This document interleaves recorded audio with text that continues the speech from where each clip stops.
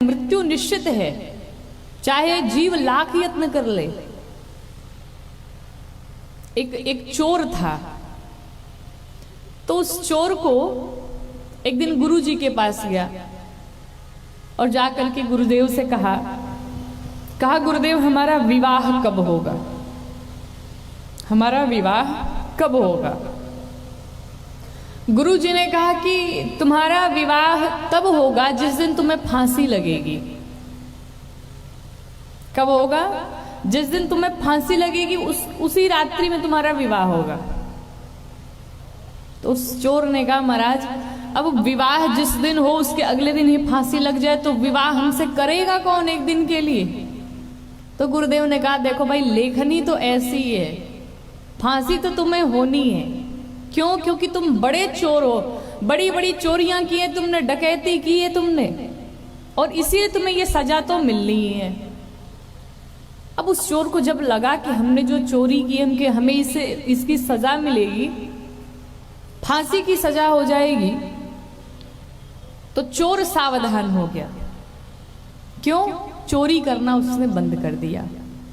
क्यों? मुझे फांसी की सजा हो जाएगी और कोई भी मरना नहीं चाहता है। तो वो सावधान हो गया, अच्छे अच्छे कार्य करने लगा, धर्म कार्य में लग गया। अब चोरी नहीं करता वो किसी के यहां जाकर के। एक दिन की बात है कि जहां वो रहता था वहां के जो राजा थे, वो राजा जो थे एक दिन उनकी सवारी निकली, और जब सवारी निकली रथ पर सवार थे राजा, और अचानक से उस राजा की दृष्टि उस चोर पर पड़ गई।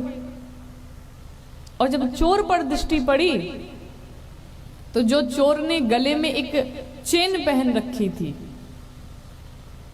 और उस चेन में एक लॉकेट लगा हुआ था, और वो चेन किसी और की नहीं बल्कि राजा की ही थी। अब राजा ने तो देख लिया इस चोर को, अरे ये तो मेरी चेन है।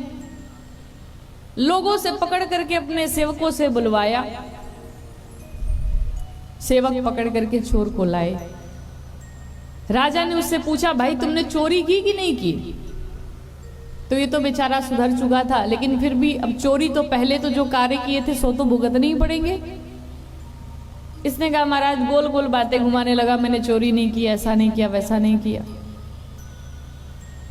बहुत करने के पश्चात चोर ने स्वीकार किया, कहा महाराज हमने आपके यहां से बहुत चोरी की, और ये सही है कि ये चैन आपका ही है,